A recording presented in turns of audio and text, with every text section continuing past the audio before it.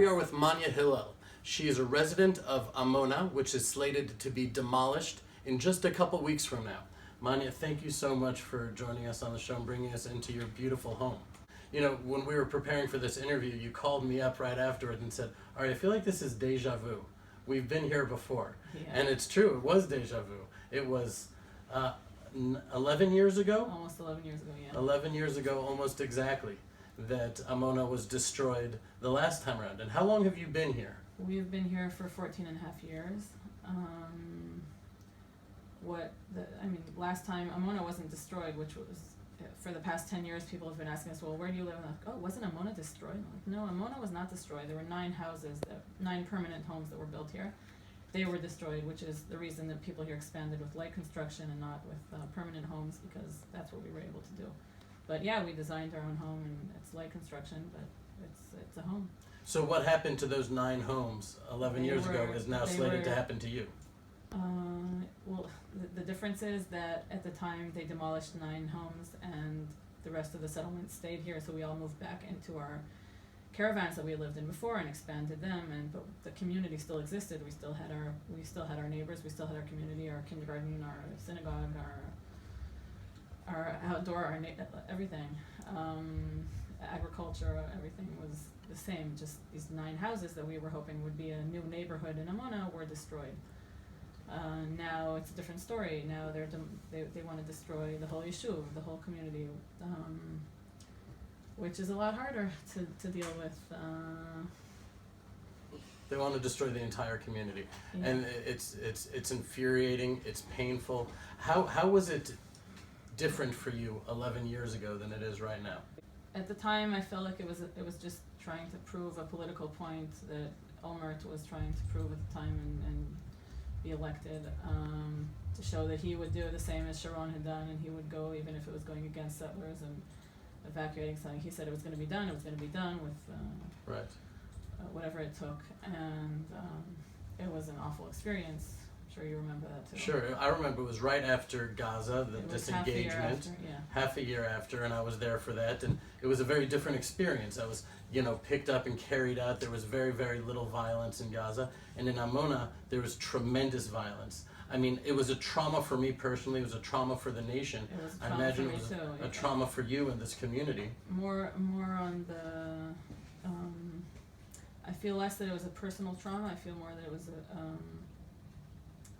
a general trauma. Communal, national. Right. National, yeah. I don't know. Something in my heart broke on that day, seeing the hatred and seeing the violence that was pointed towards people, towards Jewish people, towards young people. It was horrendous. It was awful. What does it feel like now for you? Now that you have a home that's built on a solid foundation, that you've raised your children here, and this is slated to be demolished, how are you feeling right now? Sad. Also kind of humiliated. I feel like there's so much corruption going on here. I feel that this is being done, and people are saying, "Oh, there's nothing to do." So this is the Supreme Court. They just ruled against this and whatever. But it's so wrong. It's just everything here is totally corrupt. The Supreme Court is working from a place of total corruption. There's no justice going on there, and it hurts. It hurts to feel that everybody is considered better than we are. Like, what, my kids don't deserve more than some Bedouin kids in the Negev, that they are able to bypass a Supreme Court lawing for Bedouins, or for releasing terrorists, for Gilad Shalit, or for saving kibbutzim who were in great debt. There's so many examples of laws that were that went against the Supreme Court ruling, and here someone's like, "Oh, we can't go against the Supreme Court ruling." For God's sake, you're passing a law in the Knesset that is making, it's about this. It's this bill of Hastara, of the regulation, is in order to make Judea and Samaria okay. And so what? So if you can do that, you can do that. Yeah, if you can do that, that's the whole point. These places are being demolished because they weren't okay, because Chok Hasdara, this regulation law, wasn't passed a few years ago. If it had been passed a few years ago, we wouldn't be in this predicament right now. So, and they were so close. They were so close to passing the law with Amona and Ofra and Nativa Avot. And I'm saying them together because they're also homes there that are to be demolished, though it is a little different because it's a neighborhood or it's a few houses inside a settlement. And here it's to erase a whole community, a whole settlement off the face of the land of Israel with the most right-winged government that we've had in years. And it's just wrong. It's just Yeah, the injustice of it, the double standards of it, but that's very much on a Supreme Court level, on a governmental level. Do you feel supported by the country? Do you feel supported by the people? We've been really feeling like a hug from the people all the time. People have been coming all the time to ask what they can do to help, and coming to be here and bringing cakes and flowers and dinner and challahs, and just like non-stop people knocking on the door and coming and just wanting to give a hug and give support. People are helping with money. We have a Head Start program, project that we're raising money to help. The link to the Head Start will be under this video for those of you who want to support. Thank you. Click on the link below. Let me ask, your children, how are they handling it? Your children and the children in the community. That's a good question. It's very, it varies from child to child, different ages and different types, different families. It's hard. It's hard to have to look at your children in the eye and tell them, somebody wants to destroy our house, somebody doesn't want us to live here anymore. Like, why does a kid have to go through something like that? Why do kids have to be kicked out of their home and their community for no reason? Nothing is going to happen here. Nobody is going to come and be here. It's just, it's like, I feel like it's showing my kids, look, there's evil in the world, and I try to raise my kids and teach them that the world is a good place, that the world is full of love, that the world is a good place to be, and that we're here to make the world a better place.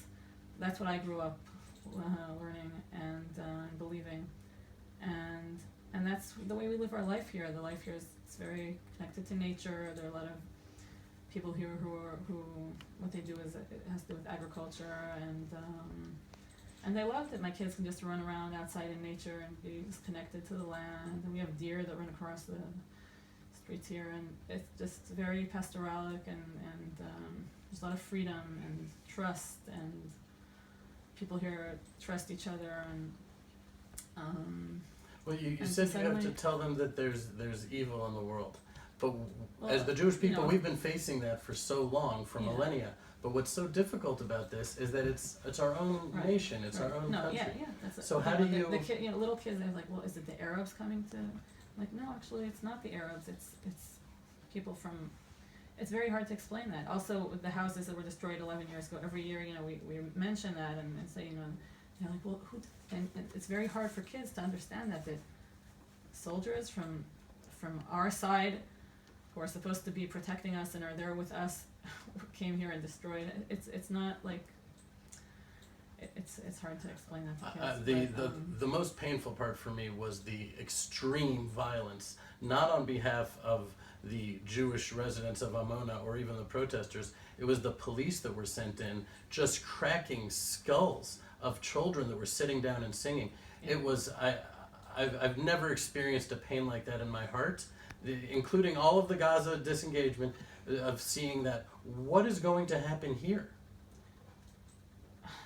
Well, again, like you're saying, the violence did not start from our side in 2006, and the violence is not going to start from our side now.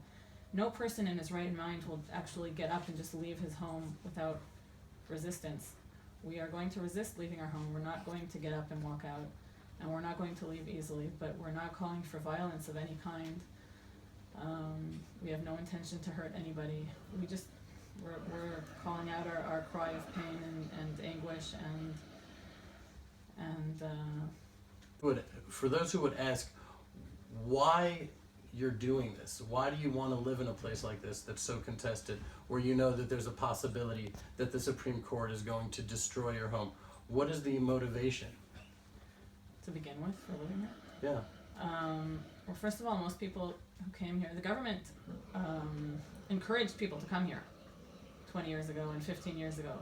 The government put a lot of money down here for the electricity, for the infrastructures, for the roads, for the telephone lines. Like, everything here is based on governmental budgets. I don't know why we come live here. This is our home. This is where we chose to live our life. I could ask the same thing of somebody else. Why would you want to live in a 10-story building in Tel Aviv or in Jerusalem or in Netanya? I don't want to raise my kids in a city on a, everybody gets to choose where they want to build their life and where they want to live their. This is where I choose to live my life, and I want to raise my kids here. This is, for me, this is the most beautiful place on the planet. Somebody else can come and say, oh, I never want to live here, but fine, that's your choice. When people come and say in the name of justice that they're making people get up and leave their homes against their will, it's wrong. There are so many ways to solve a problem like that. You can just, in any other place in the world, people would just offer compensation. Tell the person, okay, there's a problem here, there's a claim here. People have been living here for 20 years. Just give the person compensation for their land and go live somewhere else, get something else. They're not even gonna get this land. They're not getting money and they're not getting the land. The drive here is coming from hatred and evil, and that's what breaks me the most. Feeling that we're being evacuated in order to please people who all they want is hatred and destruction. After seeing last month Arabs who have burnt down homes for, just starting fires and wanting to burn people and burning homes down, and now we're being evicted from our homes for no reason, just to give it to, it's not even going to be given to them. It's even more absurd than that. But it's not even going to be given to them. I'm going to turn over to Jeremy now, but just so you know, if it matters, from my perspective, and many Jews in Israel and around the world, you're on the tip of the spear. And you're really taking a hit for the team, for the entire Jewish people. And the battle against the Jews in the world today is right here. This is the front lines of it. So I want to say about that is that we also felt the whole time we're not fighting just for Amona, we were fighting for all of Judea and Samaria. And for all of Israel. And for all of Israel, standing clear for and saying what we really believe in and not giving up and not giving in and saying, no, this is where we belong. This land is our land. This is our home, and this is where we want to be. We don't want to be moved. We're not chess pieces that you can just move them from one place to another. Oh, now we'll move them here for half a year, and then we'll move them there for. Come on, these are people. These are children. My children have a life. This is where they grew up. These are their friends. This is their community. This is where they live. This is a serious trauma to put 200 children through. I'm, thinking I have 6 children here. It's very, very traumatic.